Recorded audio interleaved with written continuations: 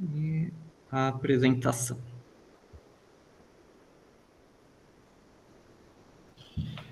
Boa tarde, gente. Hoje a gente começa o nosso oitavo Saber Científico com o professor Dr. Marcos Aparecido Rodrigues do Prado, que vai falar sobre acolhimento pela mediação da informação, desafios e oportunidades da biblioteca. Sinta-se à vontade, professor. Ok. Boa tarde, Carlos. Pelo que entendi, o Carlos é da comissão organizadora do evento, né, Carlos? Sim, representando o PET BCI daqui de São Carlos. Ok, meu querido.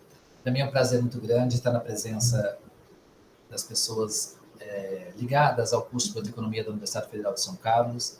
Estendo também meus cumprimentos e meus agradecimentos ao departamento e todo o corpo docente do curso de Bioteconomia e Ciência da Informação da UFSCar. E para mim é um prazer muito grande estar aqui.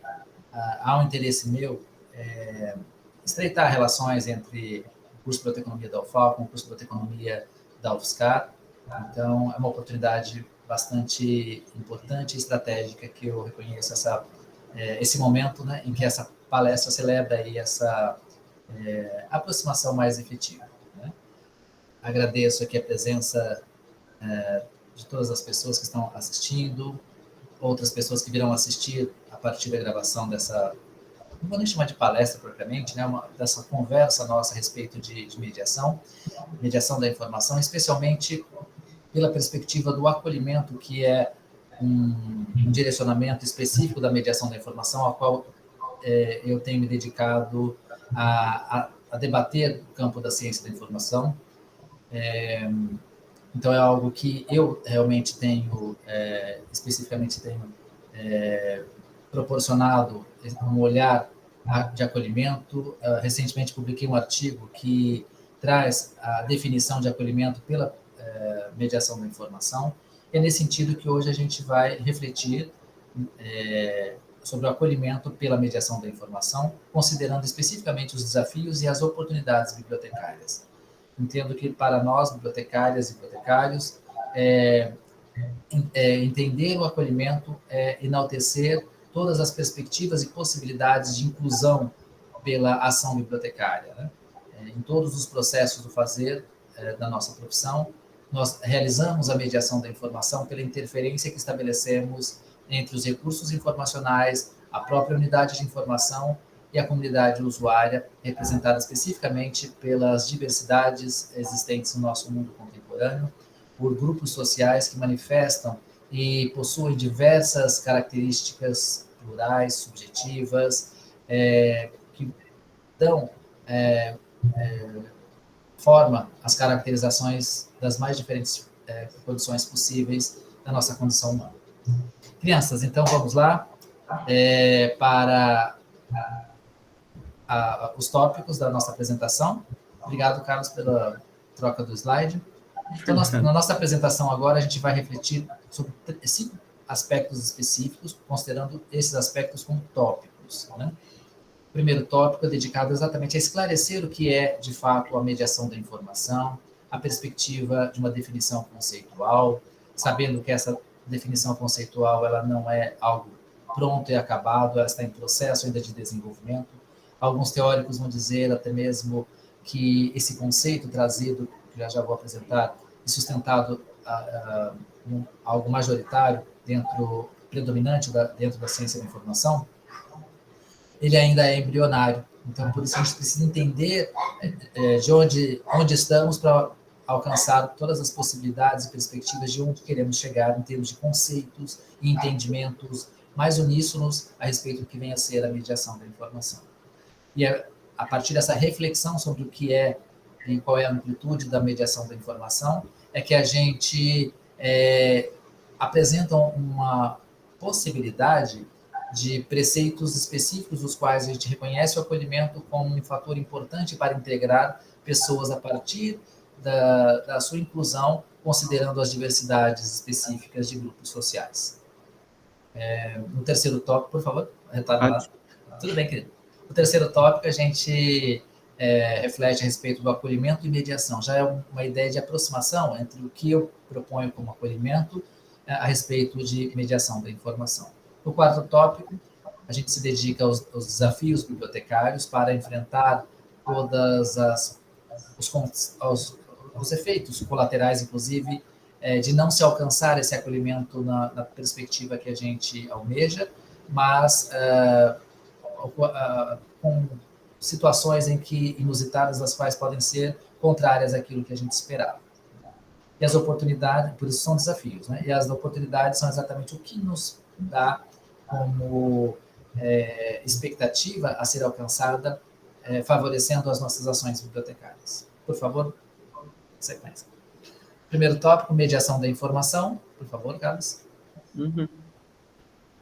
Uma noção referencial para a gente já iniciar uma ideia introdutória do que vem a ser mediação da informação. Primeiro pressuposto é de que a mediação da informação sempre será um processo e nunca uma atividade isolada. Ou seja, eu não consigo desenvolver a mediação da informação única e exclusivamente por uma atividade ou uma ação bem específica. A mediação da informação ela integra todos os processos que nós desenvolvemos no nosso fazer bibliotecário.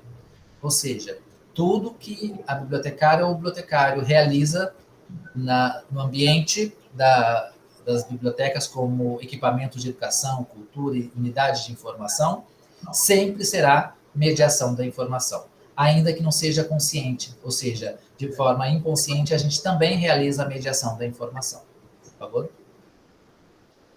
E nesse sentido, é importante a gente refletir a respeito do que vem a ser a definição sustentada e defendida pelo professor Oswaldo. O professor Oswaldo tem uma importância muito grande para nós da biblioteconomia, da ciência da informação, porque foi ele, em 2007, que propôs, num evento lá na Espanha, publicado numa revista espanhola também, pela primeira vez, o que seria efetivamente a mediação da informação. Então, é ele quem nos traz, é ele quem nos introduz no Brasil, e a mediação da informação passa a ser uma contribuição brasileira à própria ciência da informação global. E o professor Oswaldo, ele sustenta uma definição em que ele considera que a mediação da informação representa toda ação de interferência. Guardem esse termo interferência, porque é ele que a gente vai sustentar uma defesa da qual a gente reconhece, inclusive como corrente teórica, dentro da mediação da informação, essa perspectiva do professor Oswaldo, tá? Então, a mediação da informação representa toda ação de interferência realizada em um processo por um profissional da informação e na ambiência de equipamentos informacionais, direta ou indireta, consciente ou inconsciente, singular ou plural, individual ou coletiva, visando a apropriação da informação. Ou seja, o objetivo da mediação da informação é exatamente a apropriação da informação, que satisfaça parcial e de maneira momentânea uma necessidade informacional, gerando conflitos e novas necessidades informacionais. Dois aspectos merecem atenção aqui nessa definição trazida pelo professor Oswaldo a respeito de mediação da informação. É que, primeiro, é o objetivo, né? Então, esse objetivo, que é a apropriação da informação, ela se dá exclusivamente de forma momentânea e para satisfazer essa necessidade de informação, mas também gerando conflitos. E o que isso quer dizer? Quer dizer que uma vez eu, como usuário de uma unidade de informação, ao fazer uso de um recurso informacional, eu vou me apropriar desse conteúdo informativo e vou alterar pelo meu processo cognitivo, ou seja, agregando novos elementos informacionais. Ao ter essa alteração, ao ter a minha armazenagem informacional com mais recursos de conhecimento e de informação, eu vou ter uma nova dimensão cognitiva, ou seja, ela foi alterada, ela foi ampliada, gerando conflitos, ou seja, necessitando de mais aportes de recursos informacionais para buscar uma possibilidade de novas satisfações de informação. Ou seja, o ciclo nunca se fecha. Porque, teoricamente, a gente vai pensar que uma pessoa está com incerteza, busca informação para satisfazer as suas necessidades de informação e gerar, atender a expectativa inicial de certeza sobre determinada ação informacional, né, ou necessidade informativa. Né? No entanto, por essa perspectiva do professor Oswaldo, tudo ocorre de forma momentânea. Quanto mais informação você tem, mais informação você vai precisar, porque novos problemas, novas necessidades informacionais você passará a ter, então você precisará de novas informações, ou seja, o ciclo nunca se fecha, gerando demandas por produtos e serviços nas bibliotecas e unidades de informação, visando, então, priorizar toda a ação bibliotecária pela mediação da informação. Por favor, Carlos. Certo. Então, como eu mencionei, a mediação da informação tem como objetivo alcançar ou proporcionar ao sujeito informacional, que nós chamamos de usuário, a apropriação da informação. Lembrando que ela é sempre momentânea, né? Então ela reflete um momento específico desse sujeito informacional. Entendemos que essa apropriação da informação é um processo de assimilação, ou seja, aquele processo cognitivo em que os novos elementos estão sendo inseridos a esse sujeito informacional, que ele começa a processar. Então, essa assimilação processual, de forma cognitiva, ela é sempre individual, subjetiva e, como eu havia mencionado, essencialmente cognitiva.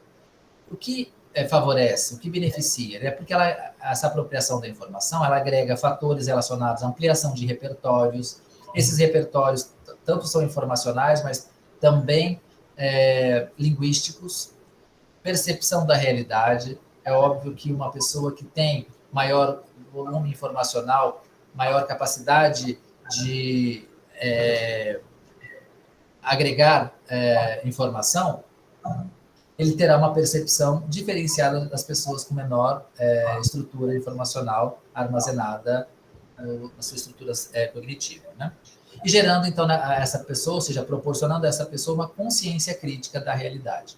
E tudo isso só é possível, ou seja, a apropriação da informação só é possível, segundo os estudos do professor Oswaldo Francisco de Almeida Júnior, incluindo também na coautoria com a professora Sueli Bortolin, da UEL, a leitura é um fator determinante para que alguém se aproprie da informação.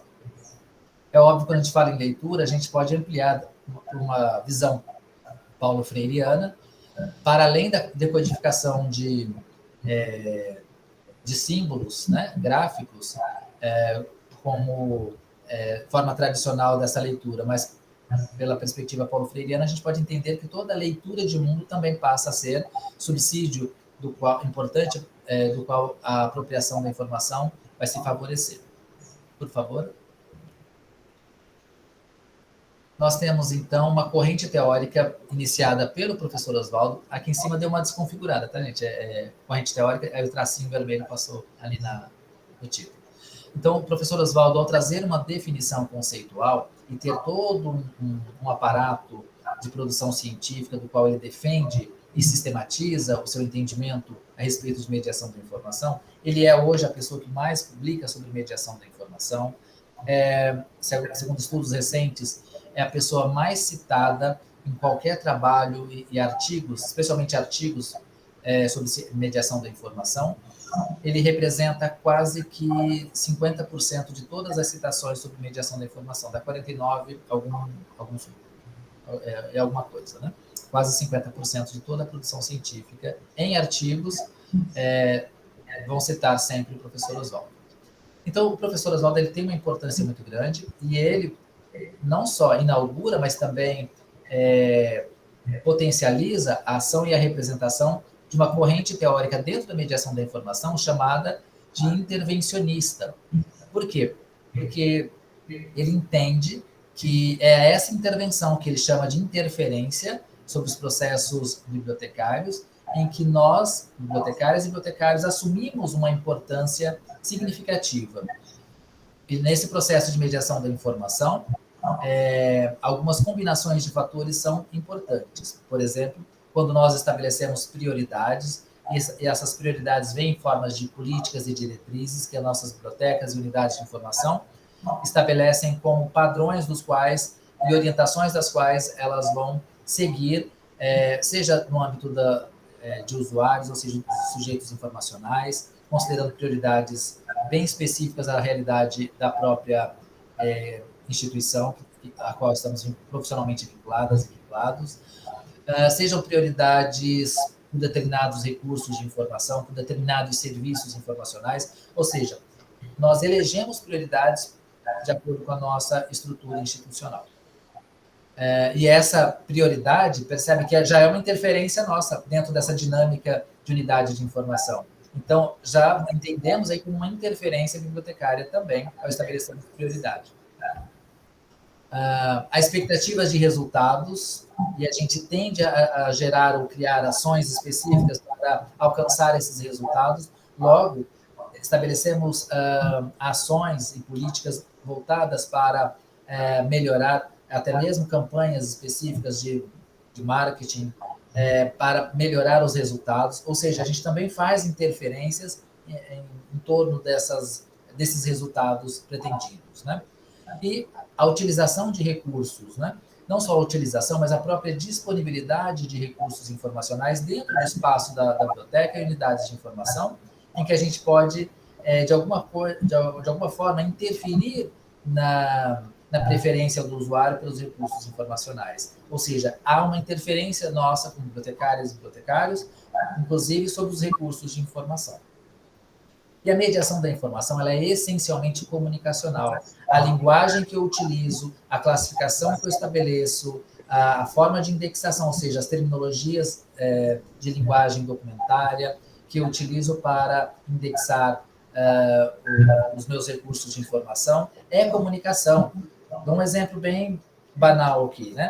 Se eu colocar um recurso de informação voltado para a comunidade LGBTQIAPN+, com o termo homossexualismo e não homossexualidade, eu estou tomando um posicionamento do qual eu reconheço que a homossexualidade é uma doença, posso não ter essa consciência, mas há uma preferência, seja ela do ponto de vista ideológico, religioso, moral, seja ela de qual natureza for, mas há uma interferência da minha parte quando eu opto por uma terminologia em detrimento de outra, em que eu possa incluir ou excluir determinados grupos sociais, sejam esses grupos sociais quais forem, mulheres, feministas, de mulheres não feministas, com linguagens específicas, eu também estou incluindo ou excluindo determinados segmentos de grupos sociais ao fazer parte desse processo de mediação da informação, em que eu comunico o meu entendimento de inclusão ou exclusão para esses grupos sociais. Percebe que quando a gente fala de mediação da informação, a gente enaltece a importância da bibliotecária e do bibliotecário e realçamos também um protagonismo social do qual as bibliotecárias e os bibliotecários agem em prol de todo um processo de interferência que chamamos de mediação da informação. Nesse sentido, a gente deixa de exercer uma passividade que a gente muitas vezes justifica como característica da qual a gente não consegue alçar melhores benefícios da própria biblioteca, mais recursos, mais investimento, reconhecimento público que valorize a nossa ação profissional, mas também deixamos de exercer um protagonismo do qual a gente ativa a nossa importância junto à comunidade e enaltecendo também a função social da biblioteca e de nós, profissionais da informação também. Por favor, Carlos. Quando a gente pensa nessa interferência mencionada pelo professor Oswaldo naquela sua definição conceitual, interferência essa que considera e estabelece a própria definição do professor Oswaldo como interacionista, né? Então, no qual justifica a sua corrente teórica em si, o professor Oswaldo considera que essa interferência trazida pela mediação da informação, ou presente na prática profissional pela mediação da informação, há uma inexistência de passividade bibliotecária, ou seja, nós não somos pessoas passivas, profissionais passivos, alheios às forças predominantes, nós optamos muitas vezes por fazer parte ou nos omitir de certas características e situações da nossa vida profissional. É uma opção. Ao fazermos essa opção, a gente está interferindo nessa realidade. Então, nós não somos profissionais passivos, muito pelo contrário. Outra perspectiva sobre a interferência é a ausência da neutralidade na ação profissional. Não acreditem se alguém falar para vocês, nós somos técnicos. E a técnica ela é neutra. Nenhuma técnica é neutra. Nem mesmo uma tabela de classificação. Por exemplo, a CDD. Se a gente olhar a CDD também, mas especificamente a CDD, a gente pode ver que, vamos pegar um exemplo bem específico, da classe 200 de religião. Religião, pela CDD, é essencialmente cristianismo. Ela só vai dar espaço para outras religiões em uma subdivisão. De 10 subdivisões, uma única subdivisão, a 290, é que vai ter espaço para outras religiões, tanto que se chama mesmo outras religiões, né? Então, percebem que classe é essa de religião que predomina uma específica e abre espaço para outras religiões, né? Então, e aí colocando todas no mesmo espaço de divisão. Então, há uma preferência, há uma interferência no próprio sistema de classificação. Como bibliotecário e bibliotecária, a gente consegue mudar isso? Não, porque o sistema ele é uma estrutura padronizada. No entanto, a gente tem que ter consciência crítica de que o sistema de informação que a gente utiliza, o sistema de classificação que a gente utiliza, ele ele tem um viés de interferência que altera, determina uma prevalência de uma determinada orientação religiosa, o cristianismo, né? Há outras classes com problemas também? Sim, por exemplo, na geografia. O estado de São Paulo, em geografia, eu sei porque eu trabalhava em uma faculdade que só tinha uma graduação em geografia, né? Na Unesp de Ourinhos. Eu fui bibliotecário por 13 anos e meio da Unesp, no campus de Ourinhos. E lá só tem o curso de geografia até hoje, né? Tudo aí, perfeito. Agora, imagina como eu justifico para os meus usuários, a minha comunidade usuária, só de geografia, em que o estado de São Paulo é classificado no sul do Brasil. Na CDD, coloca o estado de São Paulo no sul do Brasil. Há uma orientação o quê? Ideológica. São Paulo, Paraná, Santa Catarina e Rio Grande do Sul têm um desenvolvimento econômico diferenciado do restante do Brasil. Logo, DIOE teve um olhar ideológico, uma predominância econômica, para orientar a sua subdivisão geográfica, né, então, para o Brasil especificamente. Então, percebem que essas nuances de interferência ocorrem também nos sistemas de classificação. É óbvio que daí eu tive que fazer, no meu caso como profissional, para não separar São Paulo do restante do Brasil, que senão eu teria que ficar o tempo todo justificando, eu tive que fazer uma adaptação na classificação para colocar São Paulo no Sudeste, né?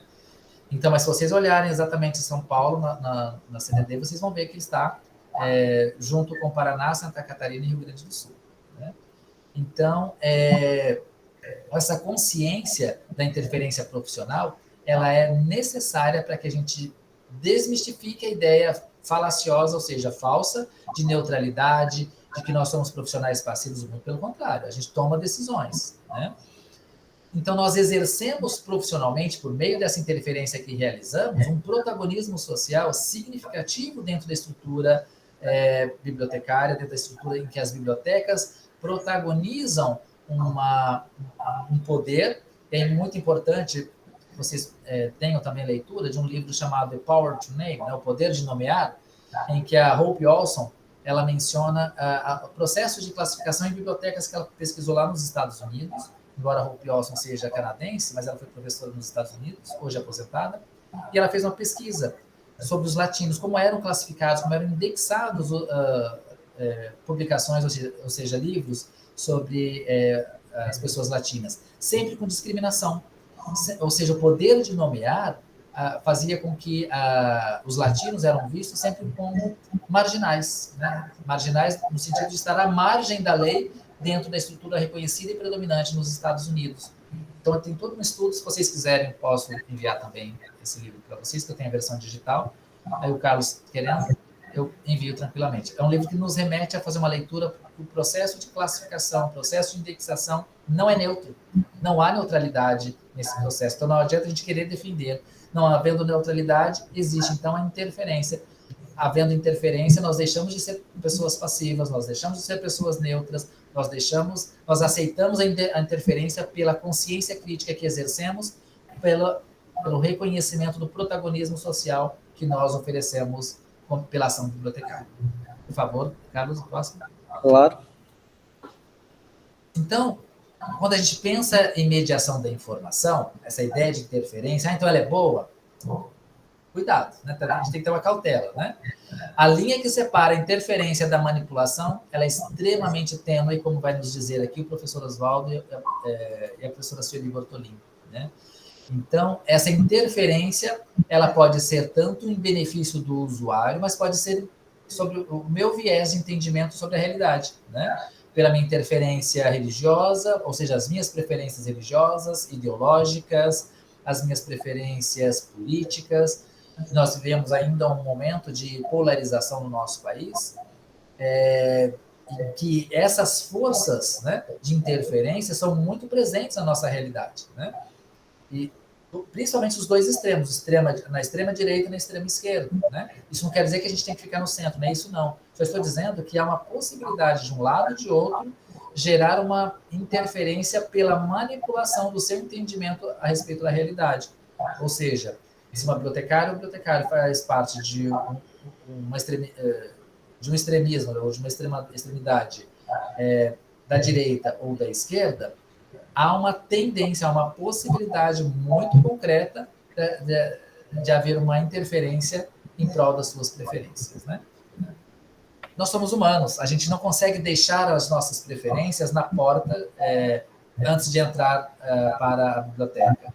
Então, a grande diferença é que nem sempre fazemos isso com consciência. Não havendo consciência, a gente manipula sem perceber que está manipulando. Só vou trocar esse termo aqui, né? Eu prefiro mais esse termo, X e não Y, né? Ao fazer essa preferência, eu estou interferindo de uma forma até mesmo a manipular os sistemas de informação. Altera o quê? O próprio comportamento do nosso usuário, ou seja, o comportamento informacional, para a busca e recuperação da informação a partir dos assuntos, a partir da indexação que nós estabelecemos como padrão. Mas também isso pode acontecer pela classificação, isso pode acontecer por qualquer outra etapa do processo de catalogação, o próprio processo de relacionamento com o usuário, que a gente vai sugerir uma determinada obra. Isso também tem uma interferência, muitas vezes pode ser ou base de dados que a gente vai fazer uso, a gente pode sugerir aquela que a gente tem maior domínio. Enfim, são inúmeros os motivos dos quais a gente interfere pelas preferências pessoais. Por favor, Carlos.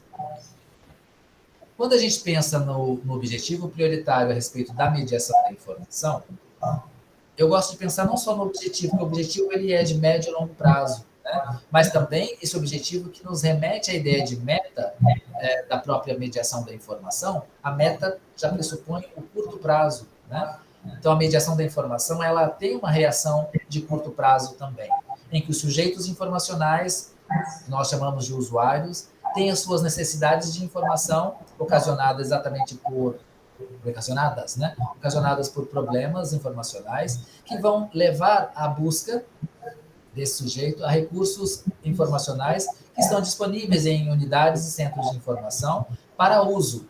Ao fazerem uso destes recursos de informação, ele agrega sobre si uma apropriação dos conteúdos informacionais, ou seja, possibilitando uma assimilação desses conteúdos informacionais, transformando esses sujeitos, a partir da sua estrutura cognitiva, em novos sujeitos informacionais, né, com uma reformulação de mais conhecimento pelos novos recursos informacionais gerados e apropriados por essa pessoa.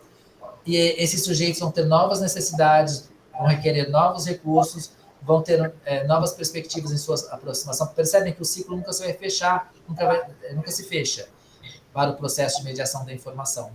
Então, a meta ela é imediata a partir do momento que a gente disponibiliza e oferece recursos informacionais nesse processo de mediação da informação.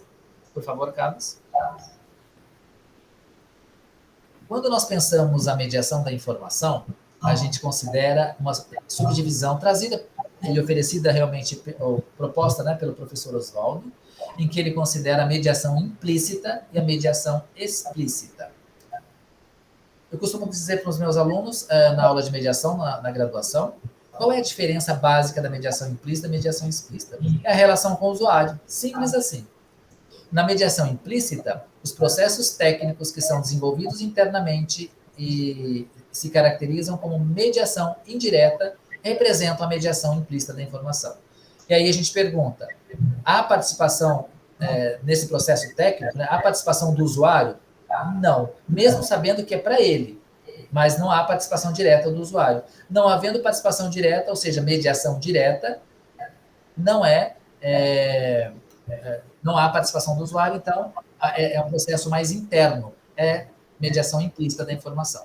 Diferente da mediação explícita.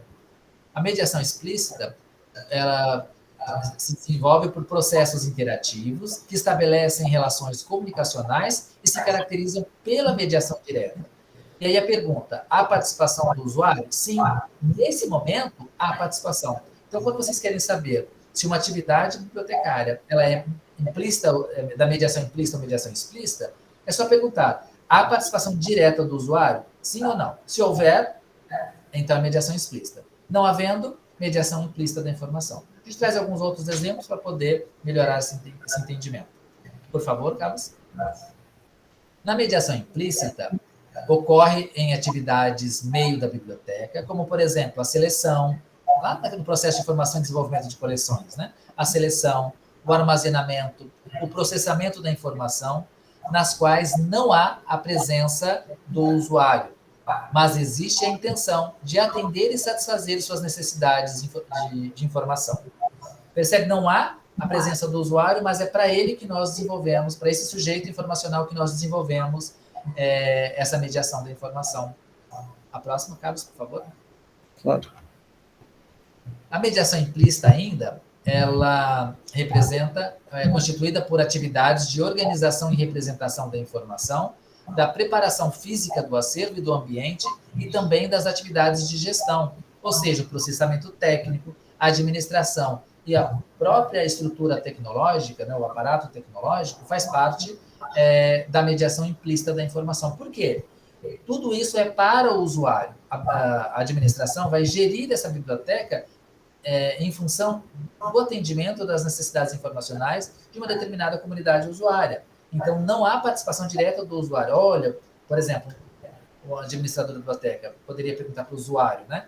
Você acha que eu devo afastar essa pessoa, tirar essa pessoa da chefia do setor X ou Y? A gente não faz isso, a gente toma as decisões em prol da melhoria dos produtos e serviços. Então, percebe, não há participação do usuário. A administração também é mediação implícita da informação. Por favor, Carlos.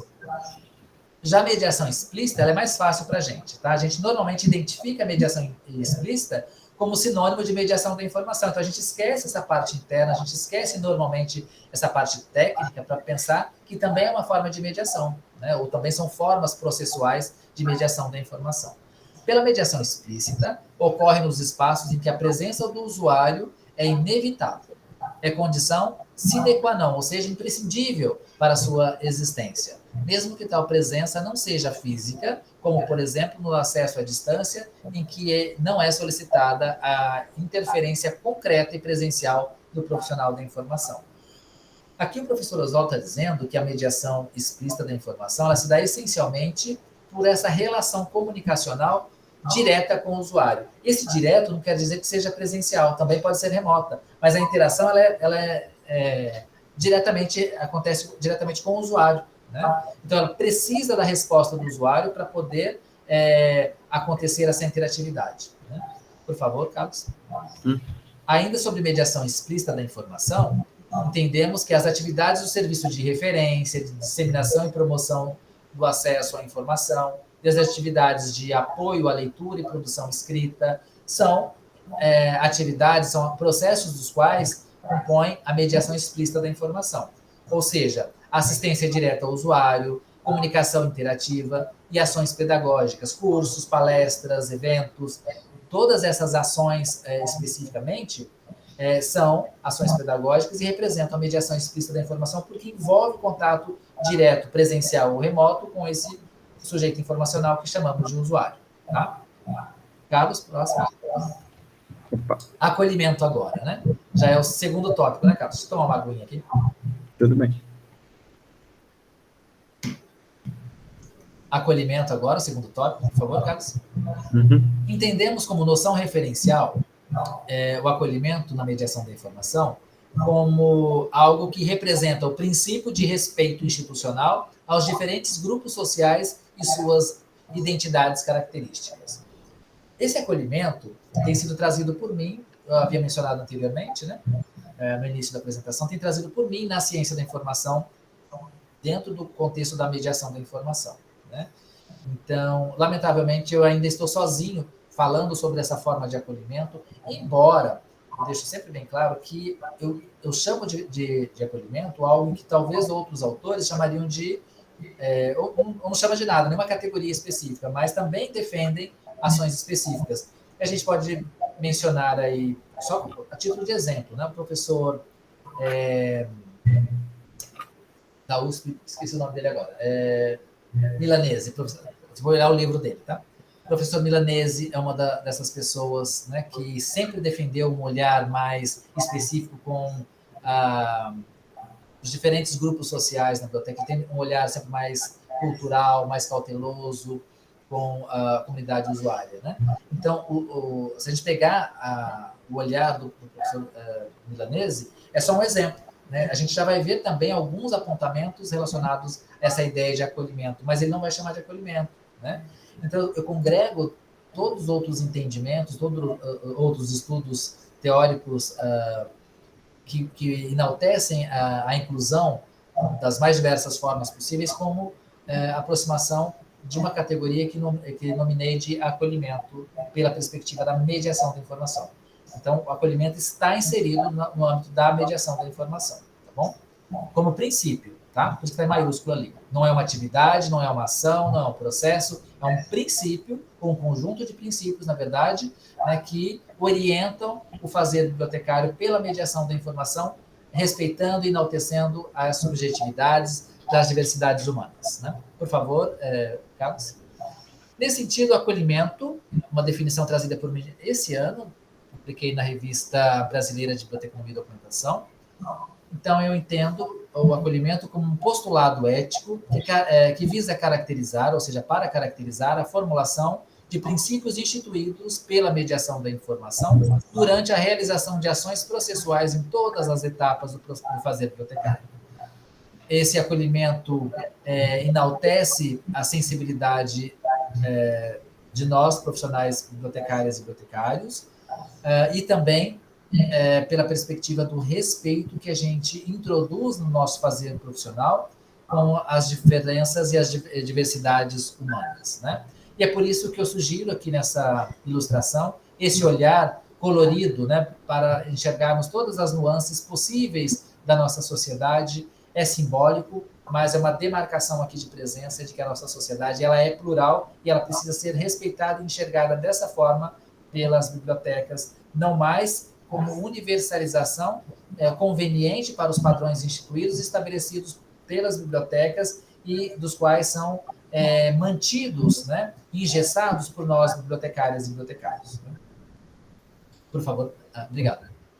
Por nada. Nesse sentido, o objetivo prioritário do acolhimento, e também direcionando para a meta, ou seja, para alcançar em curto prazo, né, os sujeitos informacionais, que são usuários dos sistemas de informação, que têm necessidades informacionais advindas de seus problemas específicos, que levem esse sujeito informacional a fazer uso de recursos de informação em unidades de informação. E, pelo acolhimento, ocorre, então, um nível de receptividade que pode ser inclusiva ou excludente, né? Havendo esse acolhimento, a receptividade, o acolhimento em si, ele preza pela inclusão. Então, há uma prioridade sobre como esse usuário vai receber esses conteúdos informacionais. Se é uma pessoa com deficiência visual, ela tem que ter todo um aparato estrutural propício para ela. Se é uma pessoa com algum nível de discriminação, integrante de um grupo social que tem visivelmente alguma discriminação, seja qual for, religiosa, por exemplo, nós estamos no momento em que as religiões de matriz africana, candomblé, a Umbanda e qualquer outra manifestação religiosa que não sejam da estrutura social padrão, né, sofrem perseguições, discriminações e até mesmo violências decorrentes dessa preferência, né? No entanto, se a gente não acolher essas pessoas, o nível de receptividade informacional delas vai ser diferente, e esse diferente é no sentido negativo, inferiorizado em relação às pessoas que são priorizadas e tratadas como de maior importância, né, pela nossa estrutura bibliotecária. A receptividade de informação desse grupo predominante vai ser muito maior do que de um grupo que não tem relevância dentro da nossa estrutura profissional. Então, é por isso que é importante a gente entender que o acolhimento favorece a receptividade informacional, enquanto favorece e interfere nessa receptividade informacional. Enquanto a mediação da informação tem propósito sobre a apropriação da informação, o acolhimento ele tem propósito sobre a receptividade informacional para alçar, ou seja, alcançar a apropriação da informação em nível, se não for igual, mas equiparado aí das pessoas que são universalizadas nas suas prioridades de necessidades de informação pelas bibliotecas, comunidades de informação. Por favor, Carlos. E aí a gente precisa pensar e refletir sobre uma questão básica, né? Como lidar com as subjetividades características da diversidade humana? Nós, bibliotecários e bibliotecários que estamos à frente, especialmente gerindo uma biblioteca, como lidar com essas subjetividades características da diversidade humana? A gente pode rejeitar essa diversidade, impondo padrões institucionais, ou seja, padrões da nossa unidade de informação, ou seja, chover no molhado, essa estrutura imposta já existe, a gente mantém como está, porque é assim que sempre funcionou, e está bom do jeito que está. Ou a gente pode propor uma inclusão, ou seja, incluir esses grupos sociais específicos, mas não é fácil, porque vai exigir de nós todo um esforço para a adaptação de estruturas institucionais em função desses grupos sociais. Então, é uma opção. Não adianta a gente falar, não, é porque não dá, tudo bem, mas é uma opção sua. Você pode justificar o que você quiser, mas como profissional de informação, especialmente como gestor de unidade de informação, você optou por rejeitar, ainda que você tenha todos os motivos e todas as justificativas, até que sejam plausíveis, né? Mas você optou por rejeitar essa inclusão, impondo padrões institucionais, ao mesmo tempo impondo conveniências para o comportamento informacional da nossa comunidade usuária. Por favor. Ou seja, pensar a gestão institucional é pensar também na possibilidade de inclusão e exclusão, né? E o acolhimento ele precisa ser explicitado no ambiente informacional por políticas institucionais utilizadas como ferramentas estratégicas da gestão de bibliotecas e organizações similares. Não enxergo de outra forma, se não for essencialmente administrativo, pensar o acolhimento como extensão dessa gestão por políticas institucionais voltadas para a administração de bibliotecas e comunidades de informação. Por favor, Carlos. Nesse sentido, o acolhimento a gente repercute como algo de direito das pessoas, né? Acolhimento pressupõe a disposição de ações voltadas para amparar e resguardar os direitos alheios, visando estabelecer um relacionamento de respeito às diferenças individuais. Ou seja, ao colocarmos o acolhimento como importância da nossa política institucional, a gente está comunicando para a sociedade que diversidade importa. Sejam as pessoas com deficiência, as pessoas que integram comunidades e aspectos étnicos e raciais, a população LGBTQIAPN+, as questões de gênero. Então, percebe que e outras possibilidades também, tá? Aqui não coloquei, mas a gente reconhece que grupos sociais são as mais diversas formas de manifestação da identidade humana, né? Então, a gente deve sim reconhecer, pelo acolhimento, a possibilidade de incluir todas as formas de manifestações da condição humana, né? Por favor, Carlos. Nesse sentido, acolher significa incluir. Então, acolher para incluir é reconhecer que os sujeitos informacionais se apresentam ou se estabelecem a partir de grupos sociais, e o entendimento desses grupos sociais nos levam a ter percepção, a possibilidade de legitimarmos esses grupos sociais. Para quê? Tudo isso? Para incluir, ou seja, gerando em nós a expectativa de inclusão desses sujeitos informacionais.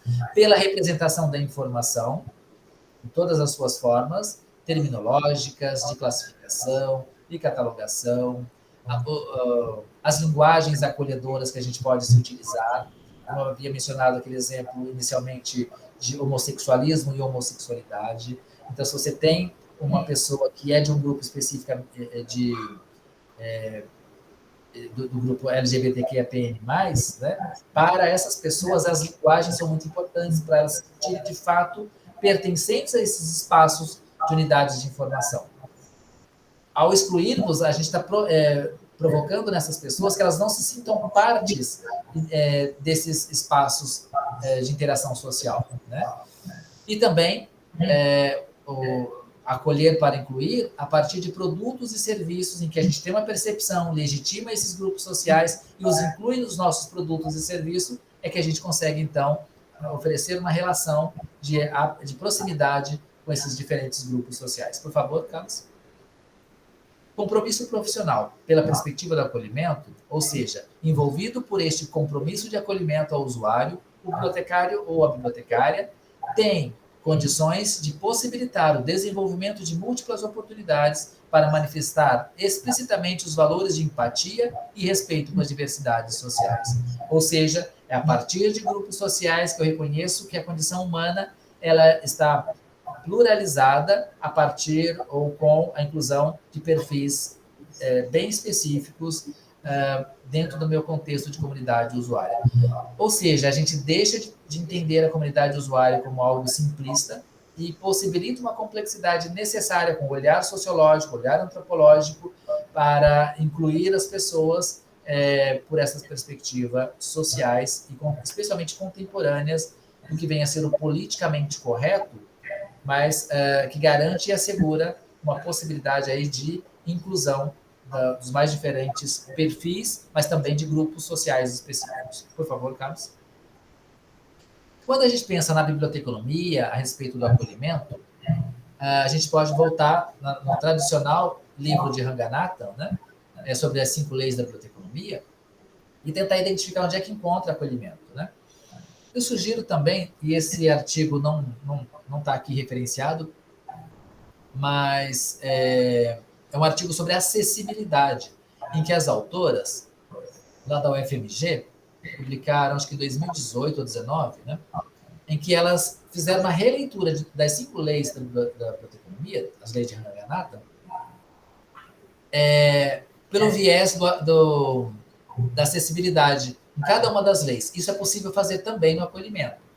Tá? Então, a gente pode enxergar cada uma das leis e introduzindo e trazendo o acolhimento na perspectiva de cada uma das leis. No entanto, aqui especificamente, se a gente pensar, sem muita análise, onde é que encaixa o acolhimento, está na 2ª lei de Ranganathan, a cada leitor o seu livro.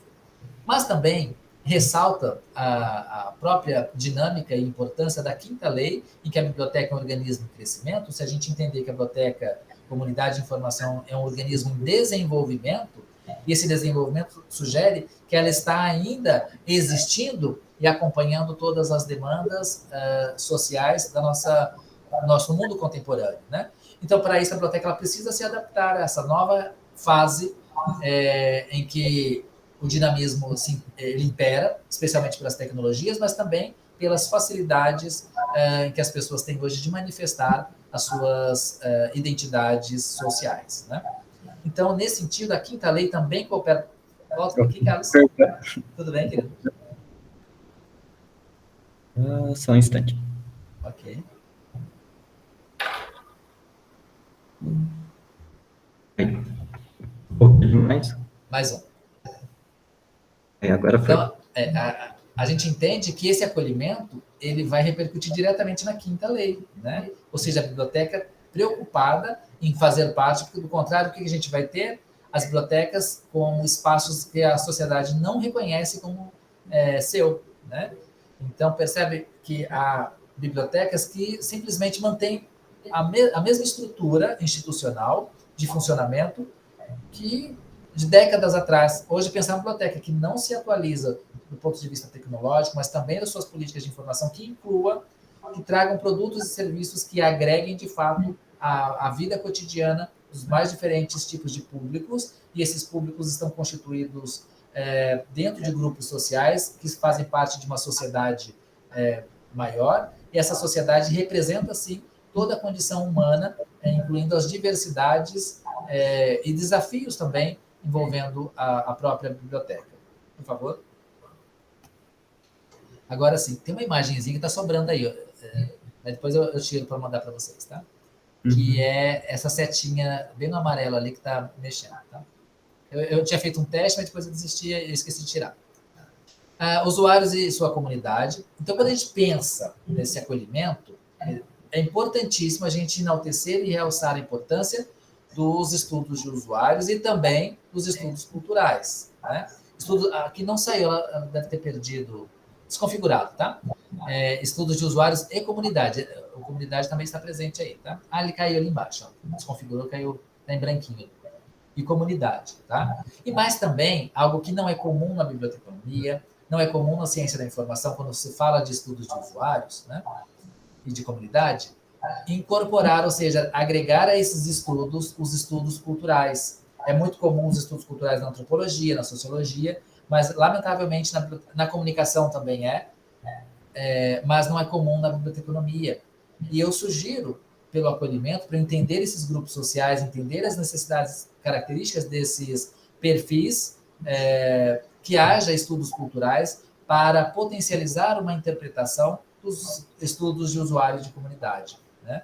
Com isso, esses estudos específicos, tanto de usuários e comunidades e também os estudos culturais, propiciam políticas institucionais de acolhimento, e essas políticas podem ser voltadas para os processos técnicos interativos, ou seja, mediação implícita e mediação explícita, mas também especificamente a todo o fazer profissional da parte interna, mas também aquela que recebe e atende e oferece assistência à comunidade usuária, por exemplo, o serviço de referência, que é um serviço essencialmente interativo, né? Mas também as ações pedagógicas e culturais. Lembrando que essas ações pedagógicas podem ser cursos, palestras, eventos específicos, mas também culturais, que podem ser também cursos, palestras e eventos, mas também exposições, podem ser uma ação cultural propriamente dita, como uma roda de leitura, um grupo de leitura dentro da biblioteca, um clube de leitura, o que a gente quiser chamar, mas que leve a esta reflexão, que leve a essa intenção de transformar esse sujeito social em um sujeito informacional crítico e consciente da sua realidade social. Eu falo, isso só é possível... Volta mais um pouquinho, por favor. Isso só é possível a partir de produtos e serviços que nós oferecemos, né? Pode voltar, Carlos? Então, só a partir desses produtos e serviços é que a gente consegue considerar a possibilidade de aplicar efetivamente os estudos de usuários e comunidades com os estudos culturais. Para frente. Agora, o terceiro tópico, acolhimento e mediação. Por favor. A natureza do acolhimento é essencialmente constituída por princípios, que são diretrizes que orientam os valores institucionais de respeito às diferenças e subjetividades de grupos sociais. Ou seja, vai influenciar diretamente na própria cultura organizacional. Percebe o poder e a força que a gestão tem de agregar e potencializar a ação profissional, alterando, modificando, propiciando novas oportunidades, novas experiências teóricas e práticas, em que a cultura organizacional possa ser ajustada, melhorada para acolher a nossa comunidade usuária, reconhecendo a diversidade humana envolvida. Já na mediação da informação, esse acolhimento reconhece que a mediação em si são processos que estruturam o desenvolvimento da ação bibliotecária, ou seja, favorecem, por meio dessa mediação da informação, a receptividade informacional do nosso usuário, como sujeito informacional que eu havia mencionado anteriormente. Por favor, Carlos. O acolhimento na mediação da informação é pela mediação que a gente propicia a apropriação da informação, mas também pela mediação, quando institui o acolhimento como princípio, ela promove e oferece oportunidades de receptividade informacional que alcançam essa apropriação da informação de acordo com as características individuais e subjetivas de cada pessoa. Por favor, Carlos. A receptividade informacional. Entendemos, então, o que vem a ser essa receptividade de informação, que é o objetivo, que é o propósito do acolhimento, como um fenômeno essencialmente comunicacional, que aciona elementos cognitivos individuais e também aos aspectos coletivos, transmitidos nas diferentes ambiências sociais e apropriados intelectualmente. Percebe? Então, é esse fenômeno essencialmente comunicacional que a gente vai dar ênfase para esse sujeito, que chamamos de usuário, sujeito informacional, em que a mediação da informação soma-se ao acolhimento, resultando uma receptividade informacional, agregando, então, a apropriação da informação para esse sujeito especificamente. Por favor, Carlos. O sujeito informacional. Precisamos ter sempre um olhar sociológico, antropológico, na definição do que vem a ser esse sujeito informacional, é o usuário que faz uso. Simples assim?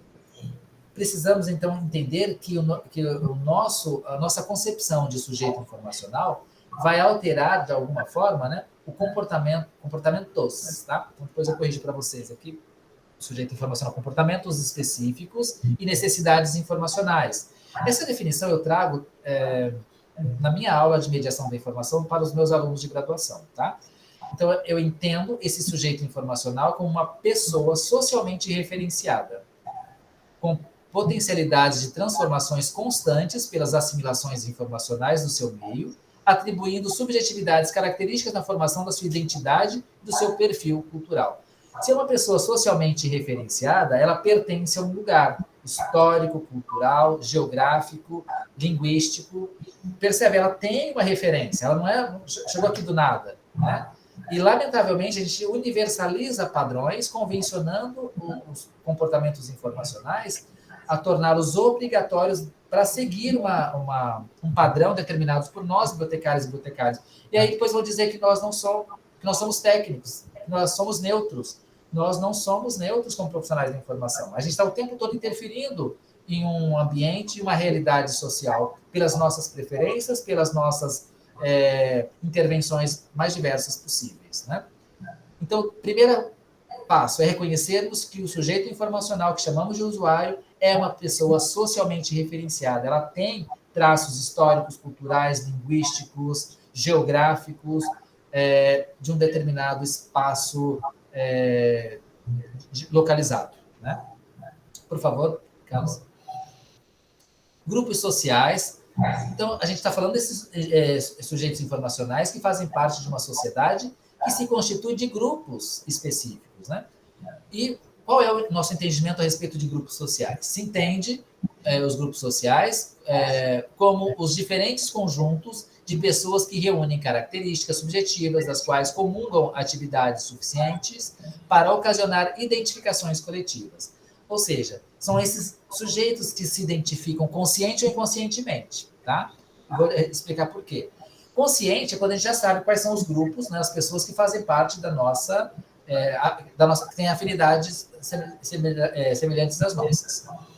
Agora, inconsciente é quando eu faço estudos de usuários, especialmente os microestudos, e percebo que determinadas características são padrões em determinados grupos de pessoas que eu vou considerar no meu estudo de usuário, de comunidade, como grupos sociais, sejam esses grupos quais forem, porque eles têm padrões de comportamentos, padrões semelhantes nos comportamentos informacionais, tá? Então, percebe, eu consigo também atribuir uma categorização de grupos sociais para desenvolver ações, produtos e serviços específicos para atender às necessidades informacionais desses grupos, que inconscientemente têm perfis similares, né? Eles não precisam nem se conhecer, mas eles demonstraram, pelas minhas análises, pelos meus estudos, que eles têm semelhanças, né? Por favor. Para isso, eu defendo que a mediação da informação requer também de uma política específica. Ela não pode ser simplesmente reconhecida como inerente, ou seja, fazendo parte realmente da nossa rotina profissional, mas ela requer do gestor de biblioteca uma política específica, identificando ferramentas como planos, programas e metas baseados nos planejamentos que a gente vai oferecer para essa biblioteca. Ou seja, planejamento de unidade de informação é fundamental para a gente estruturar o nosso entendimento a respeito de política na mediação da informação, estabelecendo princípios que orientam a nossa comunidade usuária, mas também a própria cultura organizacional dos profissionais que trabalham e atuam na biblioteca e unidade de informação, que orienta, então, o acolhimento, aos valores e o tratamento. Esse tratamento tanto pode ser o tratamento de assistência, o tratamento relacional, na comunicação direta ou indireta com os diferentes sujeitos de informação, mas também o tratamento linguístico, tratamento documental que a gente oferece para os nossos recursos de informação, pela classificação, pela indexação, pelos termos que a gente usa na nossa comunicação com o usuário. Esse tratamento abrange toda a perspectiva linguística relacional com o nosso usuário. Também o terceiro item tem a ver com os guias que orientam o estabelecimento de diretrizes, com instruções normativas, convenções. Todos esses parâmetros vão nos estabelecer diretrizes das quais a gente vai sustentar na nossa biblioteca comunidade de informação, exatamente como política. A quarta etapa seria a avaliação, que gera uma percepção específica sobre determinada realidade, seja ela por observação, por interações e também pelo fluxo de demandas que as bibliotecas disponibilizam e ofertam, né? As melhorias necessárias, resultado dessa avaliação, a gente tem um diagnóstico. E esse diagnóstico nos leva a ter consciência de que melhorias precisam de adequações específicas que vão resultar em reformulações, manutenções e aprimoramentos de produtos e serviços específicos, os mais diferentes possíveis, especialmente para atender essa política voltada para o acolhimento, né? Por favor, Carlos.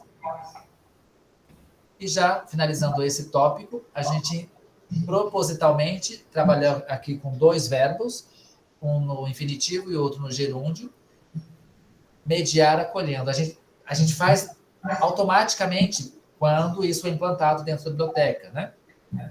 Eu posso dizer para vocês que eu tive a grata satisfação na minha vida profissional de ter desenvolvido em uma biblioteca específica por 5 anos que trabalhei nela, o acolhimento sem ter consciência teórica, nenhum fundamento no qual eu pudesse me sustentar, mas eu tive essa experiência na prática.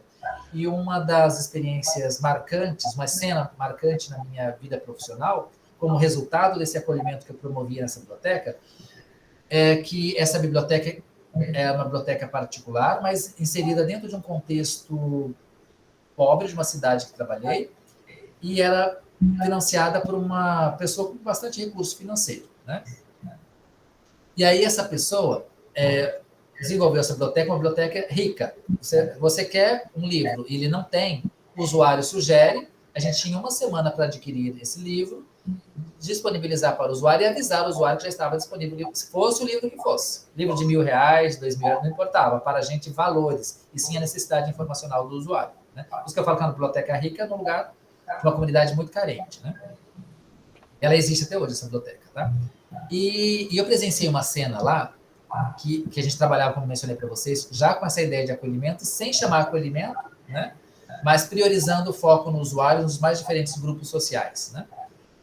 E eram umas 9h10 da manhã e eu vi 2 pessoas conversando. Me chamou a atenção porque eram pessoas muito diferentes. Era uma travesti, que provavelmente ela tinha voltado da noite, em que ela trabalhava com prostituição, e ela estava na biblioteca fazendo uso. E ela conversava com quem, indicando... Ela era muito leitora, né? Muito assídua, né? À biblioteca. E ela sempre vinha de manhã, porque ela já chegava da noite, já vinha toda maquiada, com peruca, com, né, todo o aparato profissional dela, né? E ela já vinha, passava pela biblioteca, pegava o livro e já ia embora. 1 ou 2 vezes na semana ela fazia isso, né? E nesse dia ela estava conversando com uma senhora entre 55, 65 anos, não lembro agora, uma senhora evangélica, bem tradicional. E a senhora era bem acolhedora a ela, né? E ela indicando o livro para a senhora, olha, esse livro, o autor trata de tal assunto. As duas conversando, interagindo, sem nenhum tipo de conflito ideológico, social, né? Religioso, sem nenhuma discriminação. Pelo contrário, ambas estavam se interagindo em função do objeto de leitura, o livro, né? E foi ali que eu tive a clareza de que a nossa atuação profissional ela tem, de fato, uma função social, né? Apaziguar os ânimos, permitir que haja diálogo entre as diferenças, né? Então, quando eu falo de acolhimento para vocês, hoje me dedico ao aspecto teórico, mas eu vivi na prática, e o resultado disso foi essa cena que eu mencionei para vocês, e tantas outras, né? Mas essa foi muito marcante para mim, pelas diferenças que hoje seriam vistas muito facilmente com predominância dessas diferenças, e isso não havia, né, naquele momento. Então, mediar acolhendo representa a consciência do protagonismo social, característico da ação bibliotecária para garantir e assegurar empatia e inclusão com a diversidade humana da comunidade usuária. É possível, então, a gente estabelecer essa mediação acolhendo os sujeitos informacionais, reconhecendo, primeiro estabelecendo respeito pelas suas diferenças e, segundo, possibilitando aí que esse sujeito faça uso de recursos de informação que atendam exatamente às suas expectativas, né? E preferências também, né? Por favor, Carlos. Quarto tópico. Por favor. Eu esqueci de ler o quarto tópico, por favor, volta lá. Desculpa. Tudo certo.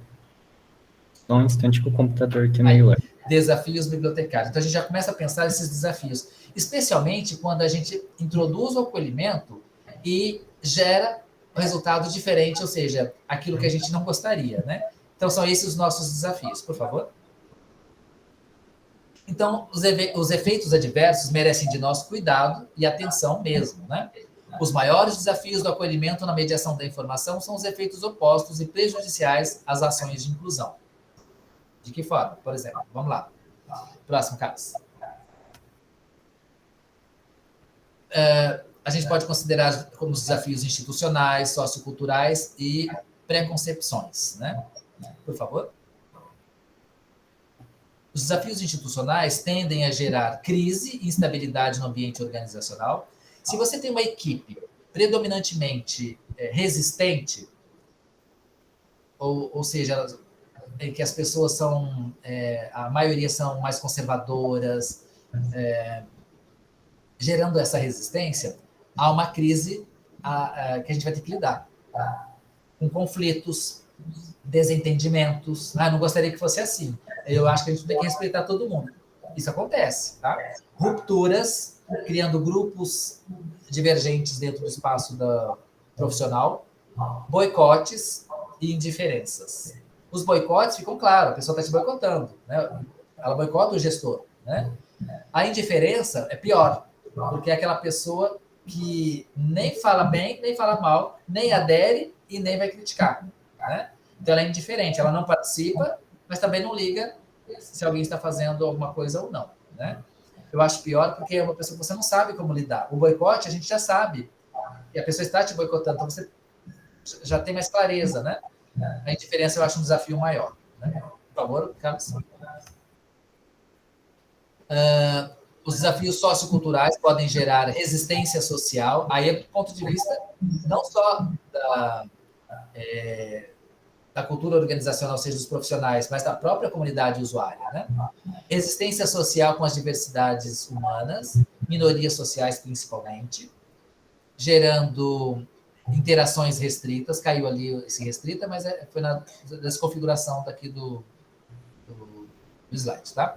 Interações restritas, ou seja, grupos só com grupos, pessoas só com algumas pessoas especificamente, prioridades questionadas, são pessoas que vão sempre questionar por que prioridade para a pessoa com deficiência, por que determinadas exposições que atendem muito mais o interesse desse grupo e não de outro grupo, sempre questionamentos, né? Estabelecendo sempre um espaço de conflito e de debates sem perspectivas de resolução, né, no curto prazo. Segmentação exagerada, ou seja, a gente vai criando muitos grupos, competições entre grupos sociais e desqualificação de ações. Essa exposição não tem nada a ver com o que está sendo colocado, né? Enfim, sempre desqualificando as ações realizadas pela biblioteca. São só exemplos do que a gente pode considerar como desafios socioculturais. Por favor, Carlos. Certo. Os desafios da preconcepção tendem a gerar distanciamento do processo de integração a partir de estigmas, estereótipos, rotulagens, segregação e, lamentavelmente, a discriminação. Né? Então, é um reflexo da própria sociedade da comunidade usuária, que começa a rejeitar a partir de determinados grupos sociais, especialmente os grupos majoritários, rejeitar a existência de outros grupos, então não querem que sejam prestigiados de nenhuma forma pela ação bibliotecária. Né? Essa forma pode acontecer, lamentavelmente, e é um desafio para que a gente possa lidar também pela perspectiva do acolhimento. Ou seja, o acolhimento, aqui a gente está deixando bem claro que ele não é uma resolução de todos os problemas. O acolhimento não é uma coisa natural que vai ser colocada e ser bem recebida. Tem desafios. Né? Por favor, Carlos. Já os desafios latentes, trazido aqui por um autor especificamente, tá? Um artigo belíssimo sobre estudos de usuário. O trabalho a ser feito, árduo, é verdade, é acompanhar essa evolução cultural causada pelos novos fenômenos informacionais. Ou seja, é um desafio árduo, né? Mas merecedor quando a gente vê os resultados, como essa cena que eu havia mencionado para vocês. Tá bem? Por favor, Carlos. O quinto e último tópico, oportunidades bibliotecárias. Apesar dos desafios, nós também temos oportunidades, né? Por favor. Essas oportunidades podem ser do ponto de vista pedagógico, afirmativo, pelas ações afirmativas que a gente disponibiliza e proporciona, e também algumas oportunidades de transição, tá? De mudança mesmo, né? Por favor, Carlos. Oportunidades pedagógicas, elas tendem a gerar um ambiente de educação social pautada no respeito às diferenças humanas, em que a aprendizagem social ela é estimulada e estabelecida dentro do espaço da biblioteca. Empatia com subjetividades alheias, é o que a gente espera, que as pessoas passem a ter uma empatia pelas características individuais. Consciência com as diversidades, que a nossa comunidade usuária tenha consciência, tenha clareza que existem outras formas de manifestação humana. Tolerância com as diferenças. Lamentavelmente, eu chegando aos meus 50 anos, aceito perfeitamente algo que eu sempre relutei, que é a ideia de tolerância. Né? Eu sempre achei tolerância como sinônimo de suportar. Olha que triste, né? Eu posso ter diferença com alguém de vocês aqui e eu suporto a presença de vocês, né? Porque me irrita. Então, eu suporto. Né? Eu tinha vontade de agredir, de maltratar, né? Mas eu suporto. Olha que triste. Nós chegamos num ponto que não só o Brasil, mas o mundo, lamentavelmente, está numa situação de polarização, de crescimento internacional, de crescimento de movimentos extremistas, especialmente de extrema-direita, intolerante a qualquer forma de diferença. Nós vimos isso, o resultado que deu, com o fascismo, com o franquismo na Espanha, mas especialmente com o nazismo na Alemanha, né? Que estendeu uma proporção que até hoje ocasiona essa discriminação por diferenças humanas, né? Ou seja, os neonazistas estão aí também presentes, né? Então, eu aceito hoje de bom grado a ideia de tolerância. Eu acho que para ninguém matar ninguém, ninguém ferir ninguém, vamos nos tolerar, vamos nos suportar, né, com as diferenças que temos, né? Então, hoje eu defendo, lamentavelmente, a ideia de tolerância, né? E também, o acolhimento, para mim, é uma forma de cuidado com a outra pessoa, um cuidado alheio, né? Então, ao permitir a existência desse outro, eu cuido para que sejam preservadas toda a integridade desse sujeito diferente a mim, né? E posso fazer isso na minha forma de tratamento, na minha linguagem utilizada, estabelecendo uma receptividade com esse sujeito, né? apesar das nossas diferenças, eu estou cuidando da sua existência, né? Então, com isso, a gente tem tanto profissionais de comunidade usuária envolvido nessas oportunidades pedagógicas, né? Tanto a cultura organizacional pode ter uma aprendizagem social, uma empatia, uma conveniência, uma convivência com as diversidades, uma tolerância sobre as diferenças e o cuidado com outra pessoa ao fazer uma catalogação, uma classificação, todo um processo de mediação da informação, seja implícito ou explícito, que seja acolhedor, né? Ou seja, que haja inclusão e respeito às diferenças humanas, né? Por favor. Oportunidades afirmativas, gerar, então, resistência social com as diversidades humanas, a exemplo das minorias, né? E aí a gente tem serviços específicos, produtos convenientes, atribuir linguagens apropriadas, assegurar legitimidade, reconhecimento, então, dos diversos grupos sociais. Né? Por favor. Oportunidades de transição, gerar mudanças que alterem a percepção social, atrelando sensibilidade às diferenças, com respeito, acessibilidade, flexibilidade, contemporizar, ou seja, amenizar os ânimos, né? Espírito de integração, que os grupos sociais possam se integrar reconhecendo as suas diferenças, tudo isso dentro do espaço da biblioteca como estímulo de convivência mútua, em que as reciprocidades são estabelecidas pelo acolhimento. Né? Por favor, Carlos. Reflexões finais, por favor. Certo. Aí, a título de corolário, enrolei a língua agora, reconhecemos, então, aqui por conta da mudança, uma desconfiguração, a prioridade, a setinha está apontada para o usuário e o acolhimento igualmente, tá? Então, desconfigurou aqui. Prioridade é o nosso usuário, que é um sujeito informacional, e é tão prioritário para nós que nós reconhecemos pelo acolhimento a esse sujeito. Entendemos esse sujeito informacional como usuário da nossa biblioteca, subjetividade nas necessidades de informação é o que ele possui, e visamos, então, possibilitar opções de variedades em produtos e serviços que atendam às suas necessidades informativas. Por favor, próximo. E finalizando, acolher é preciso. Para legitimar o acolhimento, é oferecer garantias de que as pessoas sejam percebidas e reconhecidas como sujeitos históricos e culturais de uma espacialidade determinada por implicações de estruturas sociais. E aqui vem uma frase do Malcolm X dizendo: se você não for cuidadoso ou cuidadosa, né, a imprensa, e podemos entender como mídia, então a mídia fará você, inclusive os grupos sociais, né, as redes sociais, perdão, os grupos sociais não, as redes sociais, a imprensa fará você odiar os oprimidos e amar os opressores. Né?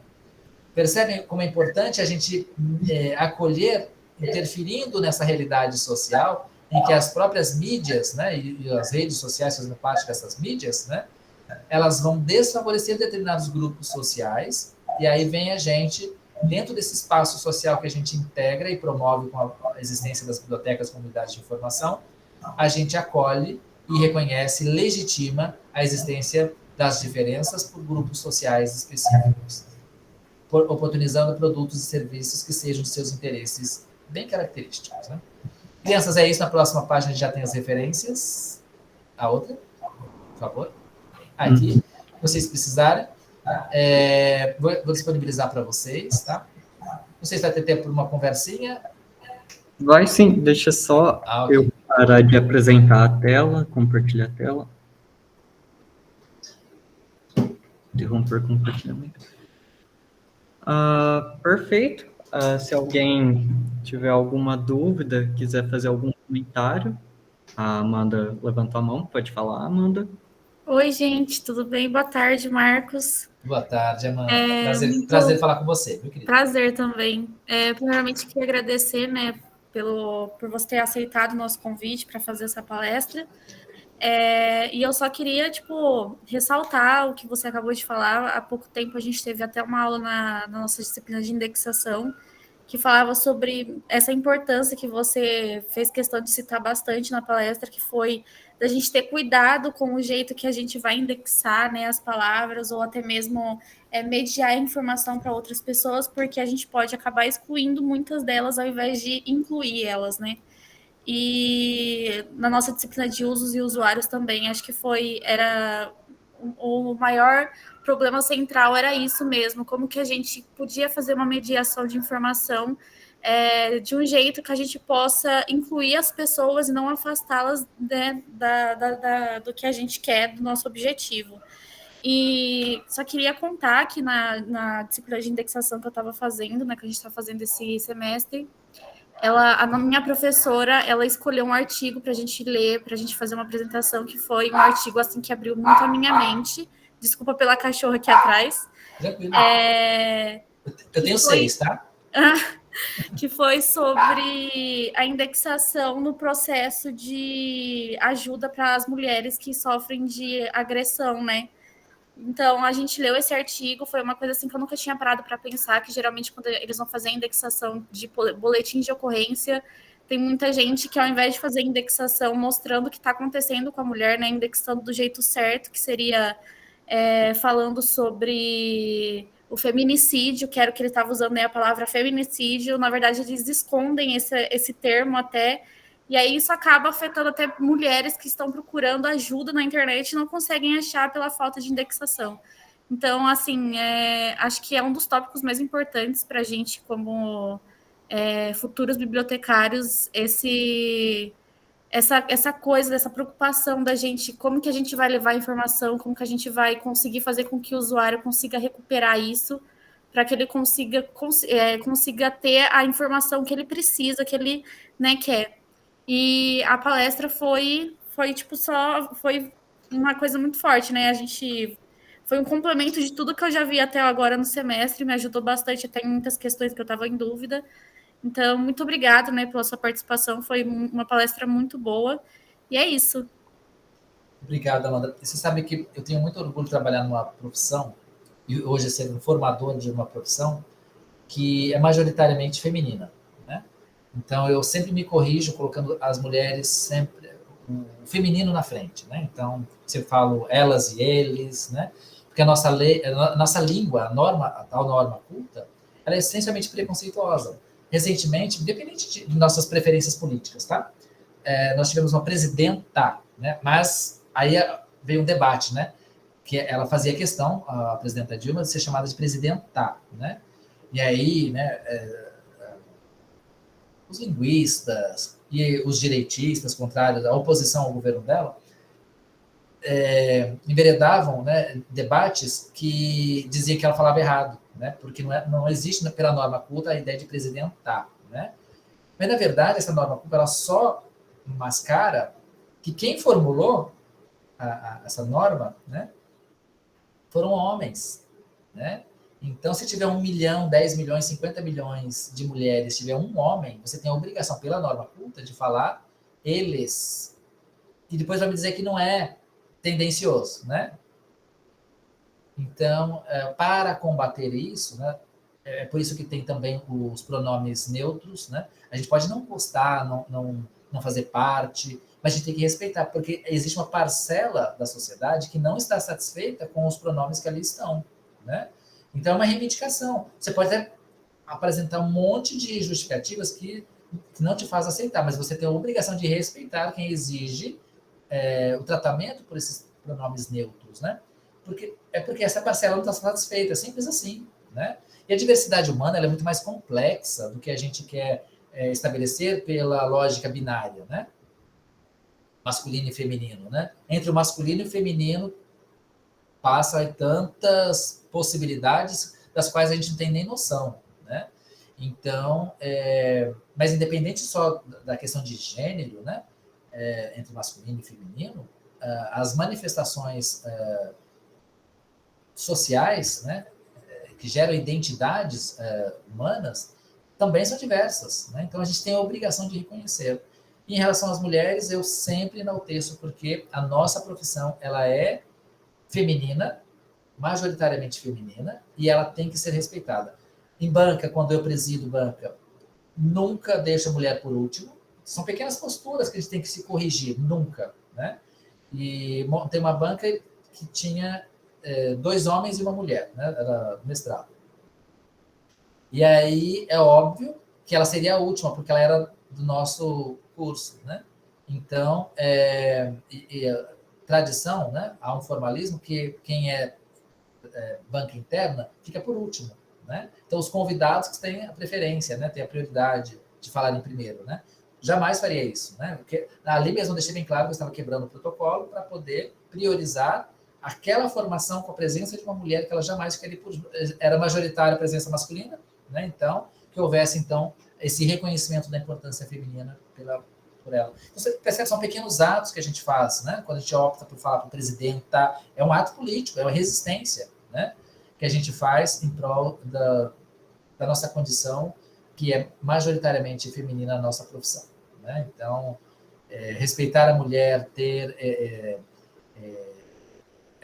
essa forma de agir em favor da mulher, ela está desde o nosso processo profissional de atuação bibliotecária, por exemplo, na catalogação, na indexação, por termos que a gente tem clareza de que devem ser inseridos, a exemplo do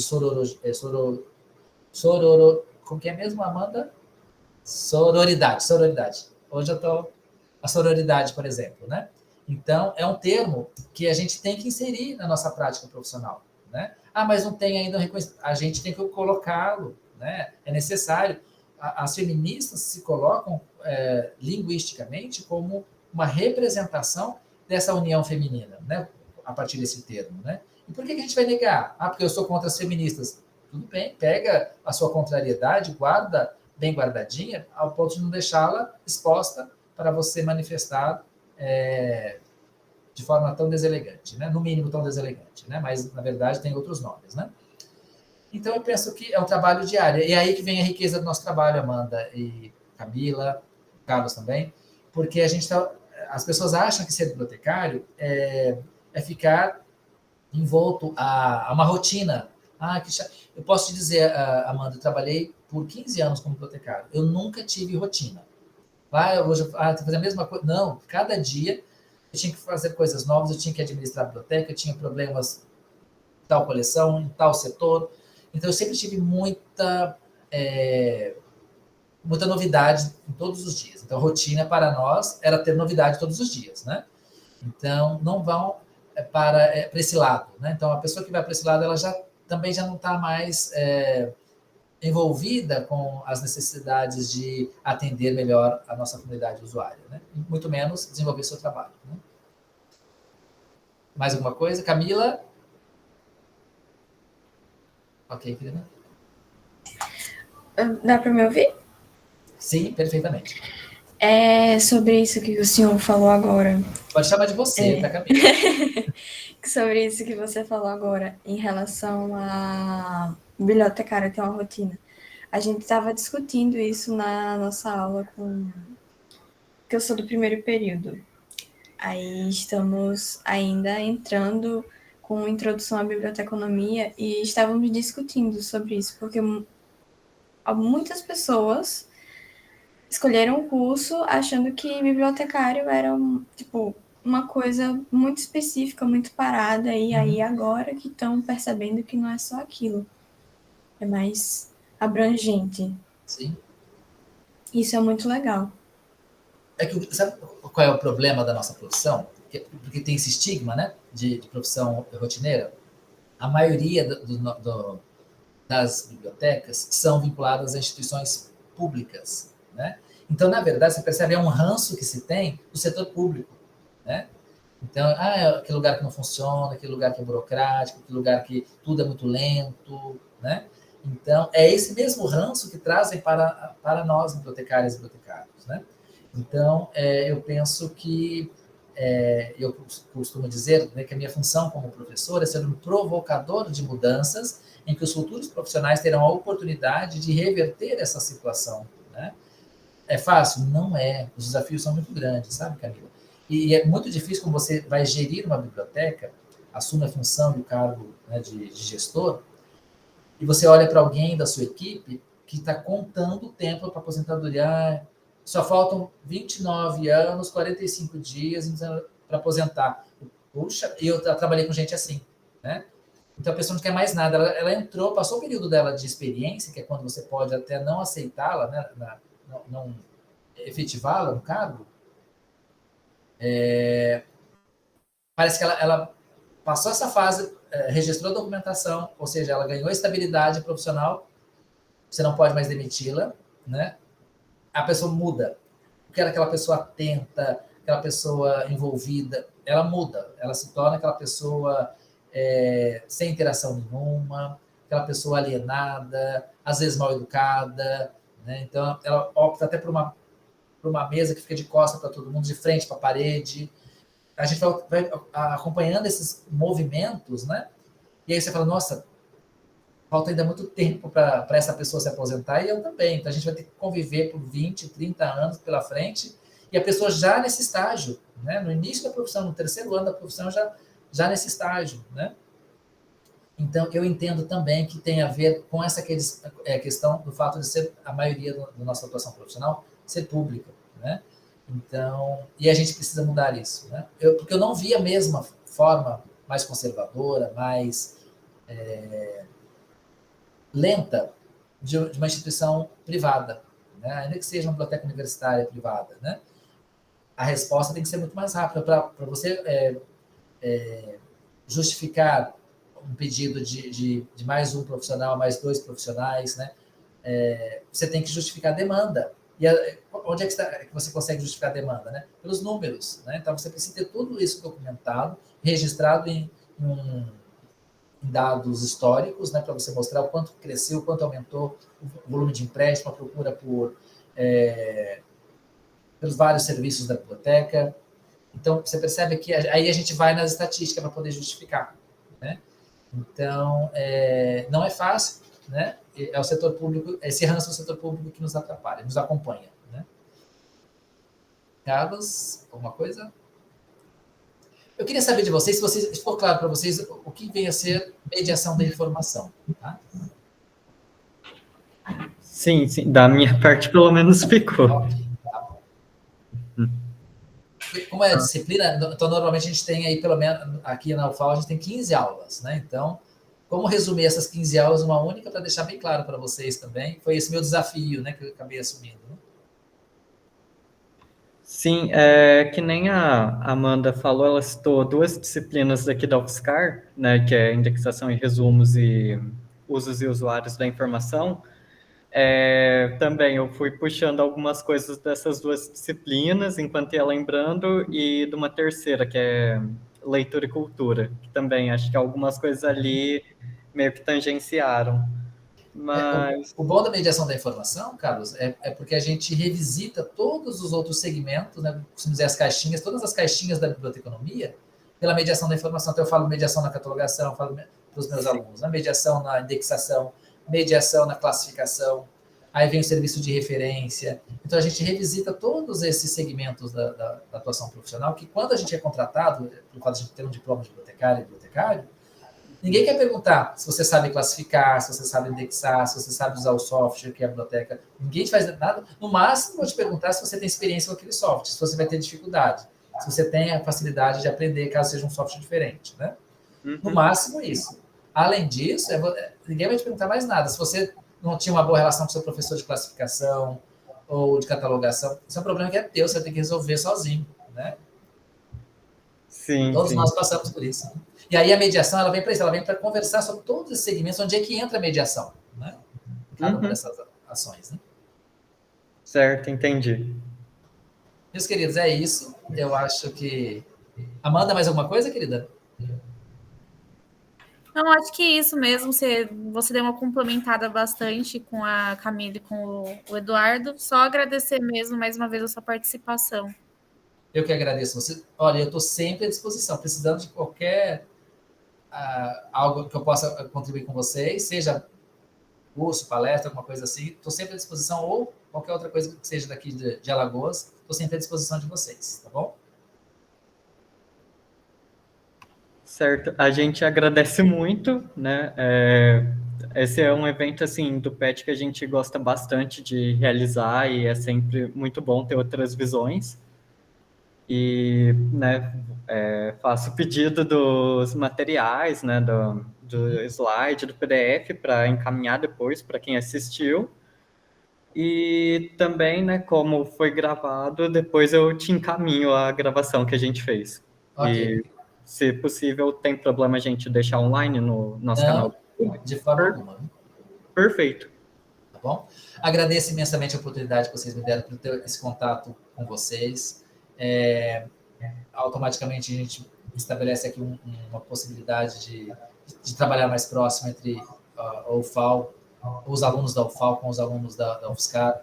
Tá? Então, estou sempre à disposição de vocês. Tá? Meu abraço para todo o corpo docente também do curso de Biotecnologia daí, especialmente para o Januário, que foi meu colega de... Eu estava no mestrado e no doutorado, e a gente teve uma excelente convivência nesse período, uma pessoa que eu tenho um carinho e um respeito muito grande. Né? Então, estendo aí meu cumprimento, meu abraço fraternal para todos os docentes e discentes do curso de Biotecnologia da UFSCar. Tá? Muito obrigada, viu? Boa noite. Boa Muito noite para vocês também. obrigado, boa noite. Tchau, viu? Tchau.